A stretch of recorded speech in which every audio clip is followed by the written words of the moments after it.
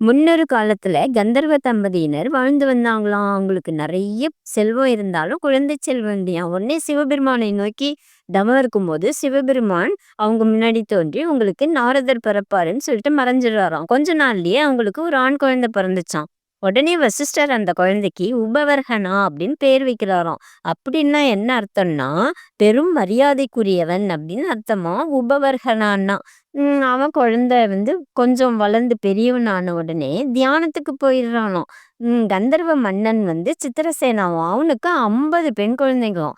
அந்த 50 பேரும் உபவர்கனாவை தான் நான் கல்யாணம் பண்ணிப்பேன்னு பிடிவாதமா இருக்கும்போது இவனும் வேற வழி இல்லாம அந்த 50 பேரையும் கல்யாணம் பண்ணிடுறானா.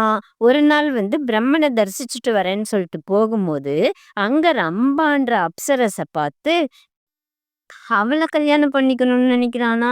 உடனே கோபம் வந்துச்சாம் பிரம்மாவுக்கு. உடனே நீ இறந்து போன்னு சாபம் கொடுத்துடுறாராம். அவன் இறந்து போயிடுறானோ.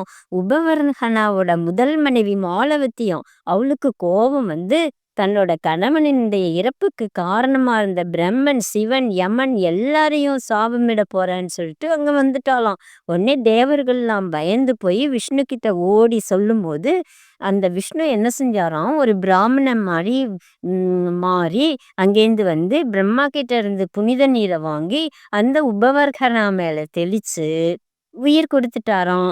அதுக்கப்புறம் சூரிய தேவன் கண் பார்வை கொடுத்தானாம். வாயு தேவன் மூச்சு காற்ற கொடுத்தானா. கிருஷ்ணன் என்ன செஞ்சானா, உபவர்கனாவனுடைய உடல்ல பூந்து உயிர் கொடுத்துட்டாராம்.